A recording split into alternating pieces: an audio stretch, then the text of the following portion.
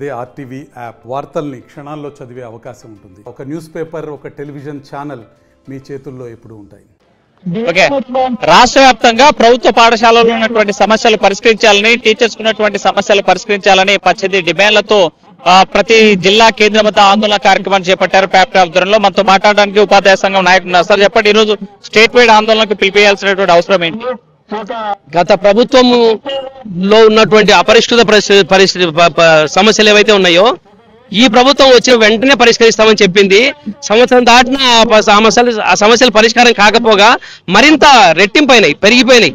అందుకని ఎన్నోసార్లు లెటర్లు పెట్టాము, ప్రాతినిధ్యాలు చేశాము. ఈ ప్రభుత్వం ఏమాత్రం పట్టించుకోలేదు. ముఖ్యమంత్రి గాని, విద్యాశాఖ మంత్రి గాని కనీసం సమావేశం వేసి చెప్పే ప్రయత్నం కూడా చేయలేదు. అందుకని వెంటనే ఈ రోజు రాష్ట్ర కమిటీ అన్ని జిల్లాల్లో పోరాటం చేయాలని పిలుపునిచ్చింది. అందులో భాగంగానే పోరాటం చేస్తా ఉన్నాము. ఇప్పటికీ ప్రభుత్వం పట్టించుకోకపోతే ఇదే నిర్లక్ష్యాన్ని మెయింటైన్ చేస్తే మేము తప్పనిసరిగా రాష్ట్ర స్థాయిలో పెద్ద ఎత్తున ఉద్యమిస్తాం. ఈ ఏడాది కాలంలో అనేక సంస్కరణలు తీసుకొచ్చాయి, మొత్తం విద్యా వ్యవస్థలో మార్పులు తీసుకొస్తున్నామని లోకేష్ చెప్పేటువంటి పరిస్థితి. ఈ ఏడాది తీసుకొచ్చిన సంస్కరణల వల్ల మేము అయినటువంటి మెర్జింగ్, గతం ప్రభుత్వం చేసినటువంటి 3-4 తరగతులను హై స్కూల్లో మెర్జింగ్ ఏదైతే ఉందో దాన్ని వెనక్కి తీసుకురావాలి అని చెప్పాము.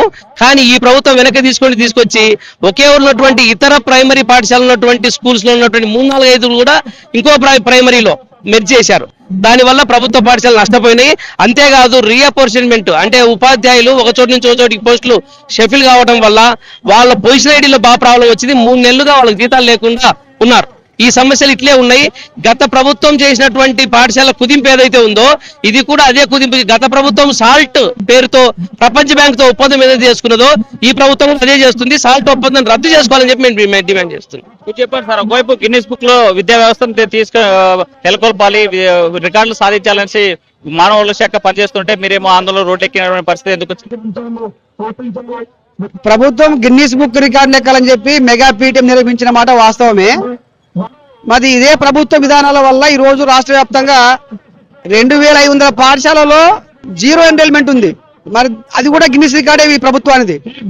కేవలం రాయలసీమ జోన్ లోనే దాదాపు 800 స్కూళ్లలో ఎన్రోల్మెంట్ 0. మరి ఇది కూడా మీ గిన్నిస్ రికార్డే. విద్యాశాఖలో విద్యార్థులకు చదువు చెప్పే చోట గిన్నిస్ రికార్డు బుక్ ఆలోచన చేయడం అనేది అవివేకమైనటువంటి చర్య.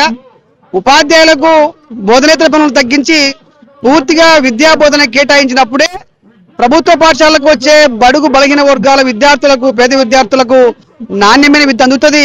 అప్పుడే సమాజం బాగుపడుతుంది తప్ప మీరు గిన్నిస్ రికార్డుల కోసము ప్రయత్నం చేస్తే కాదు అని చెప్పి ప్రభుత్వం తెలియజేస్తూ ఉన్నాం. దాంతో పాటే మీరు మండల విద్యాధికారుల పోస్టులు భర్తీ చేసే విధానంలో తప్పు చేస్తూ ఉన్నారు. ఉపాధ్యాయుల్లో 98% ఉన్నటువంటి జిల్లా పరిషత్ వారిని పక్కకి పెట్టేసి కేవలం 2% ఉన్నటువంటి ప్రభుత్వ మేనేజ్మెంట్ వాళ్ళకి కట్టబెడతా ఉన్నారు. ఇది దుర్మార్గమైనటువంటి ఆలోచన అని చెప్పి తెలియజేస్తా ఉన్నాం. తక్షణమే ఆ ఉత్తర్వులను మీరు విత్డ్రా చేసుకొని కామన్ సీనియారిటీ పైన మాత్రమే ఎంఈఓలుగా ప్రమోషన్ కల్పించాలని చెప్పి డిమాండ్ చేస్తున్నాం. దాంతో పాటు మీరు ఇచ్చినటువంటి హామీలు మెరుగైన 12వ పిఆర్సీ, గత పిఆర్సీ బకాయిలు ఇంతవరకు అతీగతి లేదు. మీరు ఇప్పటికైనా 12వ పిఆర్సీ కమిషన్ వేస్తారా వేయరా తెలియజేయాలి. తక్షణమే పెండింగ్ ఉన్నటువంటి 5 కరువు భత్యాలు, దాని పేరే కరువు భత్యం, అదేం సంక్షేమ పథకం కాదు. మీరు ప్రత్యేకంగా ప్రకటించడానికి మార్కెట్ ధరలకు అనుగుణంగా రూపాయి విలువ తగ్గి మార్కెట్ లో వస్తువు రేటు పెరిగినప్పుడు కరువు భత్యం ఇస్తారు. అటువంటి కరువు భత్యం కూడా 5 విడతలుగా పెండింగ్ ఉంది. తక్షణమే డిమాండ్ చేస్తున్నాం. మీరు వెంటనే పెండింగ్ ఉన్న కరువు భత్యాన్ని రిలీజ్ చేయాలని డిమాండ్ చేస్తూ ఉన్నాం. దాంతో పాటు గత ప్రభుత్వం మీద మీరు దుమ్మెత్తిపోశారు.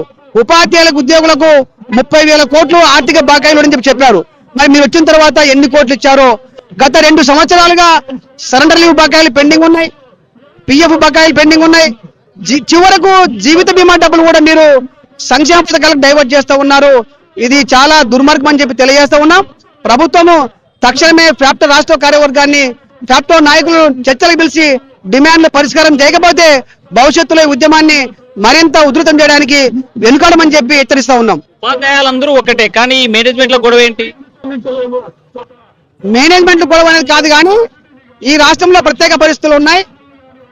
గత 30 సంవత్సరాలుగా అనేక మేనేజ్మెంట్లు, ప్రభుత్వ మేనేజ్మెంట్ అని, జిల్లా పరిషత్ మేనేజ్మెంట్ అని, మున్సిపల్ మేనేజ్మెంట్ అని, ట్రైబల్ మేనేజ్మెంట్ అని, సోషల్ వెల్ఫేర్ అని ఈ ప్రభుత్వం ఉపాధ్యాయుల మధ్యనే వర్గాలు పెట్టి మేనేజ్మెంట్ల వారిగా గొడవలు పెట్టి కాలయాపన చేస్తున్నది.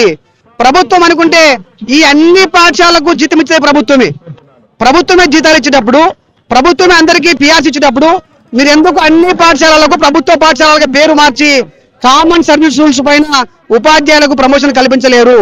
మీరు ఎంతకాలం ఈ సమస్యను పరిష్కారం చేస్తారు? ఈ ప్రభుత్వం అనుకుంటే ఉపాధ్యాయుల ఉమ్మడి సర్వీస్ రూల్స్ సమస్య తక్షణమే పరిష్కారం చేయగలరు.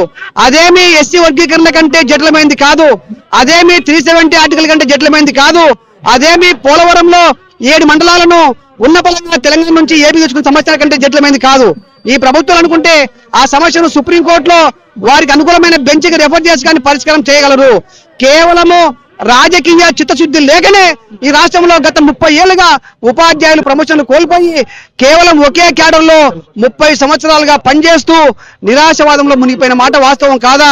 ఈ ముఖ్యమంత్రి మీకున్న అనుభవాన్ని ఉపయోగించుకొని మీరు తక్షణమే ఉమ్మడి సర్వీస్ రూల్స్ పైన దృష్టి సారించండి, సమస్య పరిష్కారం చేయమని చెప్పి డిమాండ్ చేస్తా ఉన్నాం. మీరు చెప్పండి, ఏడాది పూర్తయింది, అప్పుడే ఇంత పెద్ద ఆందోళన తీసుకోవాల్సినటువంటి అవసరం ఉపాధ్యాయ సంఘాలకు ఉందంటారా? వాస్తవంగా నెలకే వచ్చింది ఆ సమస్య. నెలలోపే ఈ పని చేసి ఉండాల్సింది. కాకపోతే ఈ ప్రభుత్వం చెప్పింది ఏంటంటే మేము వచ్చేసరికి గత ప్రభుత్వము ఆర్థిక విధ్వంసానికి పాల్పడింది, అందుకని ఆర్థికంగా ఇప్పుడు మేమేం చేయలేము, అనేక సంక్షేమ పథకాలు సాధారణ ప్రజలకు ఇంకా పేద ప్రజలకు మీకన్నా పేద ప్రజలకు ఇవ్వాల్సిన పరిస్థితి ఉంది కాబట్టి ఓపిక పట్టండి అని చెప్పింది. మేము 6 నెలలు ఓపిక పడదాం అనుకున్నాము, కానీ మిగతా ఉద్యోగ మిత్రులు వీళ్ళంతా కలిసి ఓ సంవత్సరం చూద్దామన్నారు. అందుకని సంవత్సరం తర్వాత అయినా సరే ఈ పాటికి చాలా రకాల మేము ప్రాతినిధ్యాలు చేశాము. అంతేకాదు పిఆర్సీ గత ప్రభుత్వమే వేసింది, ఒక కమిషన్ నియమించింది. ఆ కమిషనరు ఈ ప్రభుత్వం వచ్చినాక ఆయన రాజీనామా చేసి వెళ్ళిపోయినాడు. ఈ ప్రభుత్వం కమిషన్ నియమించలేదు, ఐఆర్ ప్రకటించలేదు, సంవత్సరమైనా ఆ పని చేయలేదు. అందుకని ఇప్పుడు తప్పనిసరి పరిస్థితుల్లో ఉద్యమ బాట పట్టాల్సి వచ్చింది.